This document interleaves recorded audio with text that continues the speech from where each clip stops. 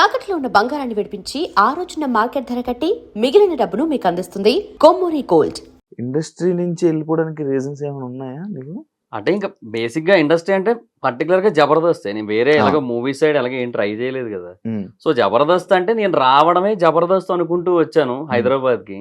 So 'జబర్దస్త్‌లో' అనుకున్నంత వరకు క్లిక్ అయ్యాను. టీమ్ లీడర్ కూడా అయ్యాను. అన్నీ అయిపోయాయి. బట్ అదే కొన్ని రీజన్స్, కొన్ని సిట్యుయేషన్స్ జరిగాయి అక్కడ. లేదంటే ముందునేమో అట్‌లీస్ట్ ఆర్టిస్ట్‌గా 'జబర్దస్త్‌లో' కంటిన్యూ అవుదును. ఆ తర్వాత 'శ్రీదేవిలో' గానీ, లేదంటే వేరే షోస్ కొన్ని స్టాండప్ షోస్ వచ్చాయి మల్లెమాల నుంచి. వాటిల్లో అలా కంటిన్యూ అవుదును. బట్ కొన్ని సిట్యుయేషన్స్ కొన్ని జరిగాయి. వాటి వల్ల ఇంక వెళ్ళిపోవాల్సొచ్చింది. 'మహీధర్' అంటే ఒకానొక టైంలో 'జబర్దస్త్' మీద ఎలిగేషన్స్ చేసిన 'మహీధర్' ఉన్నాయి. అదే. ఉన్నాయి. కానీ అదే 'జబర్దస్త్' కంటెస్టెంట్లు ఆళ్ళెవరైతే ఉన్నారో ఆర్టిస్టులు వచ్చి, మాకు అలాంటిది ఏం లేదే అని అంటున్నారు. అంటే ఇప్పుడు నీది నిజమా? లేకపోతే వాళ్ళది నిజమా? అంటే ఏదైనా పర్సనల్ ఎక్స్‌పీరియన్స్ బేసిసే కదా! నేను ఎక్స్‌పీరియన్స్ నీకు పర్సనల్ హర్ట్ అయిన సిట్యుయేషన్ ఏంటి? ఏది ఏ విషయంలో? 'జబర్దస్త్' నుంచి బయటికి రావడం గాని, లేకపోతే లోపల జరుగుతున్న సిట్యుయేషన్స్ గాని. అంటే 'జబర్దస్త్' నుంచి బయటికి రావడానికంటే ఒక సిట్యుయేషన్ కారణం అది. అదేంటంటే ఇక మా టీమ్ తీసేశారు కరోనా తర్వాత. నన్ను, జీవన్‌ని టీమ్ లీడర్స్‌గా పెట్టారు కదా! కరోనా తర్వాత మా టీమ్ తీసేసి శంకర్ అన్నని, తాగుబోతు రమేష్ అన్నని తీసుకొచ్చారు. వాళ్ళేదో కొత్తగా ట్రై చేయాలనుకున్నారు. మేబీ రేటింగ్స్ బాగా వస్తాయేమో, ఓల్డ్ పీపుల్, నౌన్ పీపుల్ కదా అని తీసుకొచ్చారు. ఓకే. తర్వాత నన్ను చంటి అన్న టీమ్‌లో ఏశారు. అయితే ఆర్టిస్ట్‌గా కంటిన్యూ అవుతున్నాను. ఓకే. బట్ చంటి అన్న ఏంటంటే ఒక 2, 3 స్కిట్‌ల్లో బానే ఇచ్చారు గానీ, అందరు మొత్తం నేను 4 షెడ్యూల్‌లో, 5 షెడ్యూల్‌లో చేశాను నేను. బట్ అది ఏమైపోయిందంటే ఒక కొన్ని క్యారెక్టర్స్ ఉంటాయి. అంటే అవి టీమ్‌లో ఇంపార్టెంట్ మెంబర్ అనుకున్న వాళ్ళకి ఇచ్చేదైతే ఖచ్చితంగా కాదు. ఎందుకంటే 'జబర్దస్త్'కో ప్యాటర్న్ ఉంటది. దాన్ని బట్టే ఇస్తారు. జైలు కొట్టే క్యారెక్టర్ ఒకటి ఉంటది. సో దానికి ఒకరోజు నాకిచ్చారు ఆ క్యారెక్టర్. సో అవి చేశాను నేను. ఆయన చెప్పారు. నేను చేశాను. అయిపోయింది. ఎందుకంటే నేను అన్న ఇలాంటివి నేను చెయ్యనన్నా అంటే యారగెంట్ ఫీల్ అవుతారు. అలా యారగెన్స్‌గా మాట్లాడినట్టు ఫీల్ అవుతారు. అందుకని అలా ఏం చెప్పకుండా చేశాను కానీ నాకు బాధేసింది. సో ఆల్రెడీ టీమ్ లీడర్‌గా చేశా. సో వేరే టీమ్‌లో ఆర్‌పీ అన్న టీమ్‌లో లీడ్‌గా 120 స్కిట్‌ల దాకా చేశా. సో ఇన్ని చేసిన తర్వాత ఇంకా మరి అలా అంటే నాకు ఇబ్బందిగా అనిపించింది. So team మారతానన్నాను. రమేష్ అన్న టీమ్‌కేశారు.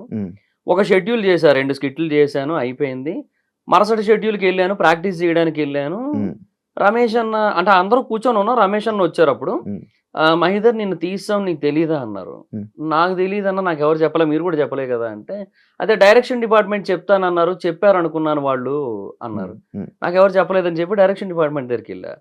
వాళ్ళు చెప్పింది ఏంటి, బేసిక్‌గా ఈయన దాంట్లోంచి శాంతికుమార్ గారు బయటికెళ్లారు కదా! నీకు అక్కడ పెట్టింది. ఆయన మళ్ళీ వచ్చేసారు. అండ్ ఆయనతో పాటు నరేష్, మన 'జబర్దస్త్' నరేష్ ఉంటాడు కదా! తను కూడా వచ్చేసాడు ఆ టీమ్‌కి. So Naresh punch based and drama based artist కదా! సో ఇంకా ఇద్దరు పంచ్ బేస్డ్ ఆర్టిస్టులు ఎందుకు నువ్వు తను అని చెప్పి ఇంకా అట్లా నిన్ను పక్కన పెట్టాము. చూద్దాం వేరే ఏదైనా టీమ్‌లో ఇరికిద్దాంలే అన్నారు. అదే అన్న అది నాకు చెప్పొచ్చు కదా ముందే. చెబితే నేను అక్కడికెళ్ళిపోయి డైరెక్ట్‌గా ప్రాక్టీస్‌కెళ్ళిపోయి అక్కడ అందరి ముందు కూర్చొని అక్కడ టీమ్ లీడర్ వచ్చి నిన్ను ఆల్రెడీ తీసావు. నువ్వు ఇక్కడ ఏం చేస్తున్నావు అన్నట్టుగా ఆయనతో అనిపించుకోవాల్సిన అవసరం నాకేముంది. నేను ఇంట్లోనైనా ఉండును. మా ఫోన్‌లో మాట్లాడుకొని నెక్స్ట్ షెడ్యూల్‌కి వద్దును. ఈ షెడ్యూల్ రాకపోయినా ఏముంది చెప్పు. నెక్స్ట్ షెడ్యూల్‌కి వద్దును. చెప్పాల్సిందే కదా అంటే, అదే నువ్వు అంత పెద్దగా ఏం ఫీల్ అవ్వవు కదా, పట్టించుకోవు కదా అని నీకు చెప్పలేదన్నారు. అంటే కొంచెం ప్రాక్టికల్‌గా ఉంటా కానీ మరి ఇంత ప్రాక్టికల్‌గా ఉండలేం కదా. అక్కడ కొంచెం బాధేసింది. నేను మనిషినే కదన్నా, నాకెందుకు బాధేయదు చెప్పండి. ఇట్లా ఏమి ఒక ఇన్ఫర్మేషన్ లేకుండా ఏది చెప్పకుండా చేసేస్తానంటే, పోనీ అక్కడ నాకు ముందు చెబితే నేను ఈరోజు రాకపోదును. వచ్చి అక్కడ అట్లా అనిపించుకోకపోదును కదా అని ఆ మూమెంట్‌లో నాకు అనిపించింది. This is not my place ఇంకా ఎనీ మోర్ అని చెప్పి. ఇంకా అంతే. ఇంకా ఆ మూమెంట్‌లో వెళ్ళాను. కీర్తి గారి దగ్గరికి వెళ్ళాను. సార్ నేను ఇంకా ఉండలేను సార్. టీమ్ లీడర్‌గా అయితే ఉంటాను లేండి, వెళ్ళిపోతానన్నాను. సార్ ఏమో ఏమన్నా అదిరిన్ సైడ్ ఏమైనా ఆఫర్స్ ఏమైనా వచ్చాయా అన్నారు. అప్పటికి అదే కొత్తగా పెట్టారు. 3 మంత్సే అయింది అది పెట్టి. భరత్ అన్న, నితిన్ అన్న, చంద్రన్న, ఆర్‌పీ అన్న అట్లా. సో అడిగారు. లేదు అదేం లేదు సార్, నాకు ఇక్కడ ఇట్లా అయ్యింది, ఎదురైంది కొన్ని సిట్యుయేషన్స్. సో నేను ఉండలేను సార్. టీమ్ లీడర్‌గా అయితే ఉంటానంటే వెళ్ళిపోతాను అన్నాను. ఓ 3 డేస్ టైం ఇవ్వమన్నారు. ఆ తర్వాత 3 డేస్ తర్వాత లేదన్నారు. సరే అని వచ్చాను. ఏంటి ప్రాబ్లం? నీ కంటెంట్ ప్రాబ్లమా లేకపోతే? అంటే ఆల్రెడీ టీమ్ లీడర్స్ ఫిల్ అయిపోయి ఉన్నాయి స్లాట్స్. ఇంకా ఒకవేళ నాకు ఇవ్వాలి అంటే ఇంకొకరితో ఒక టైఅప్ చేయాలి, కొలాబ్ చేయాలి ఇంకొకరు ఎవరొకరితో, అలాగే చేయాలి. అదే ఆప్షన్ ఉంది. ఆ ఆప్షన్ ఏమైనా ఇస్తారేమో అనుకున్నాను. బట్ వాళ్ళు ఏంటంటే ఆ టైంకి ఇంకొక టీమ్ లీడర్ని కొలాబ్ చేస్తే పేమెంట్స్ పెంచాలి కదా. అవును. సో మళ్ళీ ఇప్పుడు ఎందుకంటే ఇద్దరు టీమ్ లీడర్స్ ఉంటే ఒక పేమెంట్, ముగ్గురు ఉంటే ఒక పేమెంట్ ఇవ్వాలి కదా, మ్యాండేటరీ అది. సో అందుకని ఇంకా వాళ్ళు కూడా కొంచెం ఆ టైంలో అంత ఇంట్రెస్ట్ చూపించలేదు. సో వెళ్ళిపోయారు. అయిపోయింది. జబర్దస్త్లో రాజకీయం నడుస్తుంది. లైక్ ఒక ఆర్టిస్ట్ ఇంకొకరితో లైక్ భజన చేయడం కానీ, లేకపోతే వాళ్ళ వెనక అది తిరుగుతూ ఉంటది ఉంటుందా? ఉంటది ఉంటుందా? పార్టీలు ఉంటాయి ఉమ్, ఊరికే. ఉమ్, ఇప్పుడు మేము టీమ్ లీడర్ అయ్యామా, ఉమ్, మేము టీమ్ లీడర్ అయిన తర్వాత మా జీవనన్న, అంటే నేను జీవనన్న కలిసి కదా టీము. ఉమ్, జీవనన్న వాళ్ళ అబ్బాయి బర్త్డే అని చెప్పి మొత్తం అందరినీ తీసుకెళ్లి పార్టీ ఇచ్చాడు ఇంటికి. ఉమ్, ఇంటికి తీసుకెళ్లి ఉమ్. పార్టీ అంటే తెలుసు కదా, కొంచెం అవును, మంచిగా అన్నీ ఉంటాయి, అవును. మటను, చికెను, ఆ. బాటిల్ ఆ, అన్నీ ఉంటాయి, ఆ, అవి ఉన్నాయి. ఆ, అది ఏందో అన్నెసెసరీ కదా, బట్ ఉమ్, అది ఎందుకంటే మంచి కోసం అంతే, ఉమ్, ఆ భజన కోసమే.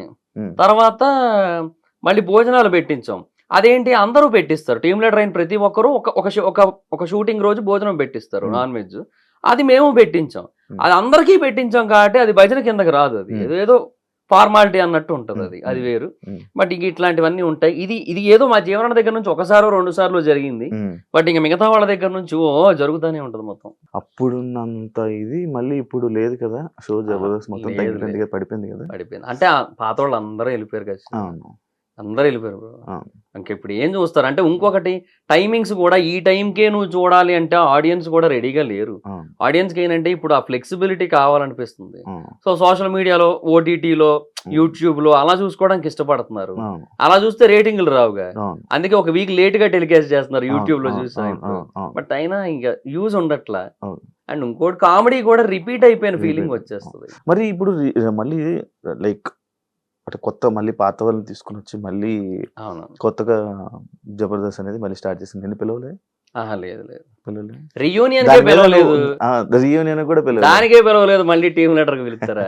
దాని మీద రివ్యూ కూడా చేసావు కదా, అలా ఉంటుందా అని. నేను ఒక వీడియో చేశా. ఆ. అది ఎందుకు చేశానంటే, నాకు రాఘవ్ గారు ఫోన్ చేశారు. ఆ.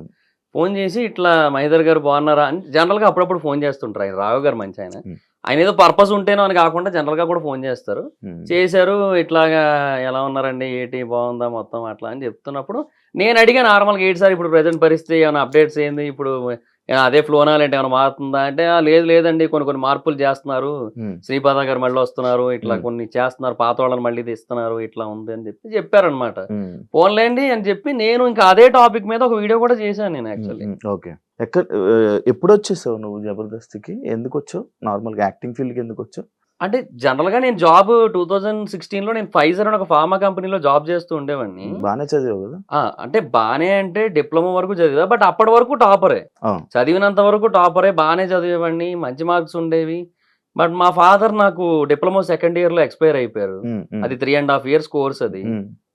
శాండ్విచ్ కోర్స్ అంటారు. ఉమ్. సో Sandwich course ఆ? శాండ్విచ్, నాన్ శాండ్విచ్ అని ఉంటాయి అనమాట. ఆహా. Non sandwich 3 years, okay. Sandwich 3.5 years ఉంటాయి డిప్లొమాలో. ఓకే. సో అది ఎందుకు అన్నారో మాకు అర్థం కాదు. తర్వాత ఎవడో జోక్ గా చెప్పుకుంది ఏంటంటే, ఈ 3.5 years వాళ్ళకి ఇంకో 6 months వేస్ట్ అయిపోతాయి కదా, ఆ. ఆ 6 months శాండ్విచ్ అయిపోద్ది వాళ్ళకి, కాబట్టి అలా శాండ్విచ్ కోర్సులు అంటారని చెప్పి అట్లా జోకులు వేసుకునే వాళ్ళం. అయితే మెటలర్జీ నాది, ఆ. Diploma in metallurgy. Um. So చాలా టఫ్ అండ్ థియరిటికల్ సబ్జెక్ట్ అది. ఉమ్. దాంట్లో కూడా చాలా బాగా చదివేవాడిని, ఉమ్. అంతా బాగుండేది. బట్ మా ఫాదర్ ఎప్పుడైతే ఎక్స్పైర్ అయిపోయారో, ఉమ్. ఉమ్. మా మదర్ నన్ను 2.5 ఏళ్ళు చదివించడానికి చాలా ఇబ్బంది పడ్డారు. ఓకే. సో ఇంకా ఆ తర్వాత అంతకంటే అంటే కష్టం కదా. ఆ. సో దాని బేసిస్ మీద నేను జాబ్ కొట్టాను. ఉమ్. మా క్లాస్ నుంచి 7 మంది వెళ్ళాం, నేను నాకు ఒక్కడికే జాబ్ వచ్చింది మా బ్రాంచ్ నుంచి. ఉమ్. సో హ్యాపీ జాబ్ చేసుకుంటున్నా. బట్ అక్కడ నాకు ఒక ప్రాబ్లం ఉంది, నేను స్ట్రైట్ ఫార్వర్డ్ పర్సన్. నేను ఉమ్. ఉమ్. నాకు ఎప్పుడైనా కొన్ని విషయాల్లో రాంగ్ జరుగుతుంది, ఎస్పెషల్లీ అది నాకు ఎఫెక్ట్ అవుతుంది అంటే నేను మాట్లాడతా. ఉమ్. నాకు అది జరిగింది అక్కడ. ఉమ్. ఏబిసి జనరల్ జి 4 షిఫ్ట్లు ఉంటాయి అక్కడ. మాది సి పడింది అనుకో, వర్క్ బిలో జరగాలనుకో, ఉమ్. అక్కడ జరగదు వర్క్. ఉమ్. ఆ షిఫ్ట్ ఇన్ఛార్జ్ అందరికంటే సీనియర్, మా షిఫ్ట్ ఇన్ఛార్జ్ అందరికంటే జూనియర్. ఉమ్. ఆయన ఏం చేసేవాడు, ఉమ్.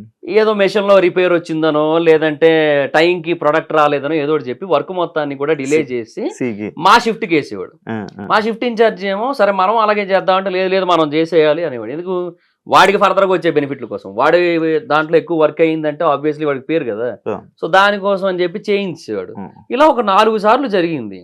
నాకు చిరాకేసింది చెప్తుంటేనేమో, మహిదర్ हम छोटी लोग हैं ना, उसके सामने so we have to adjust అనేవాడు ప్రతిసారి కూడా. అంటే హిందీ ఆయన, తెలుగు రాదు ఆయన. ఇట్లా చెప్తా ఉండేవాడు. ఇంకా నాకు చిరాకేసి మేనేజర్కి వెళ్ళి వీళ్ళందరి మీద కంప్లైంట్ ఇచ్చాను. అందరూ నాకే అగెనిస్ట్ అయిపోయారు, మేనేజర్తో సహా. నన్నే తిట్టారు. వీళ్ళందరి మీద, మేనేజర్ మీద కూడా కలిపి సీనియర్ జనరల్ మేనేజర్ కంప్లైంట్ ఇచ్చాను. ఇట్లా మిస్టేక్ అక్కడ జరుగుతుంటే నన్ను బ్లేమ్ చేస్తున్నారు, మళ్ళీ అడిదిరిగి ఇడిదిరి దాన్ని అసలు సాల్వ్ చేయడం మానేసి అనేసి. అతను నన్నే తిట్టాడు. అంటే ఇంకా నన్నే ఏమంటారు సీరియస్ అయ్యాడు నా మీదే మొత్తం అంతా. వీళ్ళందరి మీద హెచ్ఆర్ డిపార్ట్మెంట్ కంప్లైంట్ చేశాను. ఇంకా ఆయన ఒకటే అన్నాడు, హెచ్ఆర్ ఇంత జరిగిందని ఆయన తెలిసిన తర్వాత నువ్వు ఇట్లా కంప్లైంట్లు చేసుకుంటూ పోతే ఎక్కడికి వెళ్తావు చెప్పు, ఏం ఉండదు, నీ మాట ఎవరింటారు అబ్బా, నా మాటే సరిగ్గా వినరు, కొంచెం ఏదో వాళ్ళకి నచ్చింది వాళ్ళు చేస్తారు, ఏమనంటే we know the department of production 100% more than something ఏదో చెప్తారు. సో అలాంటప్పుడు మనం వాళ్ళకి ఏమంటాము, నువ్వు చెప్పింది వినేస్తే ఇంకేమి, నువ్వే అడ్జస్ట్ అవ్వాలి, నువ్వు ట్రైనీ జూనియర్ ఎగ్జిక్యూటివ్, నువ్వు నీ పొజిషన్ కి నువ్వు ఎక్స్పెక్ట్ చేసే కమాండింగ్ ఏమైనా సంబంధం ఉందా అంటే ఇంకా నేను ఇంకేం చేయాలో అర్థం కాక ఆయన ఒకటే అన్నాడు, ఉంటే ఉండు లేదా మానేసే అబ్బా, అది ఈ నోటీస్ పీరియడ్ లో గట్రా కూడా ఏమొద్దు, డైరెక్ట్ గా ఒక మెయిల్ పెట్టేసి వెళ్ళిపో, మానేయాలనుకుంటే ఏ రోజైనా నేను చూసుకుంటాలే అన్నాడు ఆయన.